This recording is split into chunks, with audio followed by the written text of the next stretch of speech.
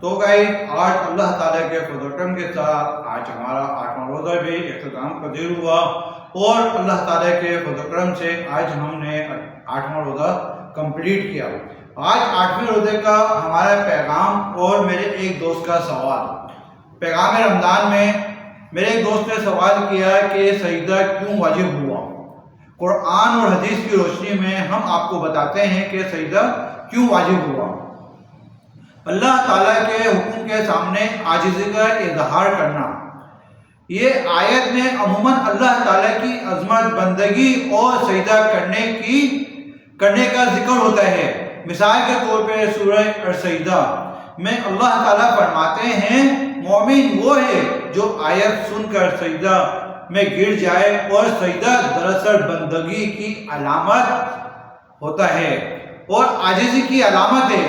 شیطان کو جب حضرت آدم علیہ السلام نے سجدہ کرنے سے انکار کیا اور تکبر کی وجہ سے وہ مردود ہوا، جب بندہ آیت سجدہ میں فوراً سجدہ کرتا ہے تو گویا اعلان کرتا ہے یا اللہ میں تکبر کرنے والوں میں نہیں بلکہ تیرے حکم کا فرما بردار ہوں۔ حدیث کی روشنی میں آتا ہے حضرت محمد مصطفیٰ صلی اللہ علیہ وآلہ وسلم آیت سجدے کی تلاوت فرماتے تھے تو سجدہ کرتے تھے، اور آپ کے ساتھ حاضرین بھی سجدے کرتے تھے۔ یہ عمل سنت نبوی صلی اللہ علیہ وآلہ وسلم سے ثابت ہوا ہے۔ روحانی فائدے کیا ہے اس سے؟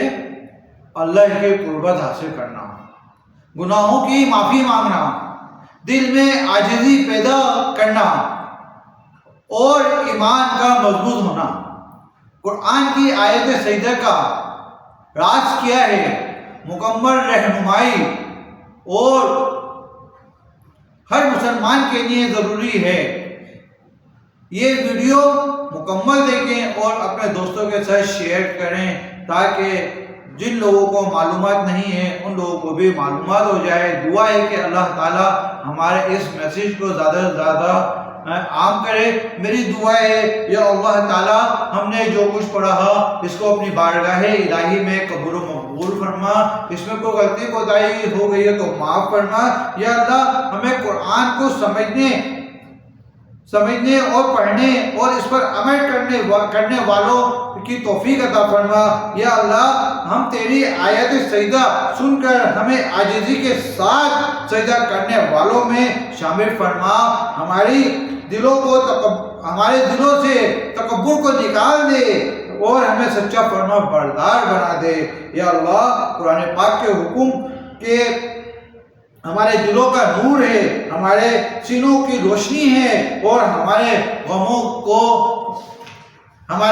کا علاج بنا دے، ہمارے گناہوں کو بخش دے، ہمیں دنیا اور آخرت میں کامیابی عطا فرما۔ یا اللہ ہمیں نبی کریم صلی اللہ علیہ وآلہ وسلم کی سنت پر چلنے والا بنا دے، اور ہمیں قیامت کے دن قرآن کی شفاعت نصیب فرما۔ یا الہ العالمین ہم نے جو کچھ پڑھا ہے اس میں جو بھی غلطی کوتاہی ہو گئی ہو تو اس کو معاف فرما۔ یا الہ العالمین تو ہمارے کبیرہ صغیرہ گناہوں کو معاف فرما۔ یا الہ العالمین تو ہمارے علم میں اضافہ فرما۔ یا الہ العالمین ہمیں دین اور دنیا دونوں پہ چلنے والا بنا۔ ہمارے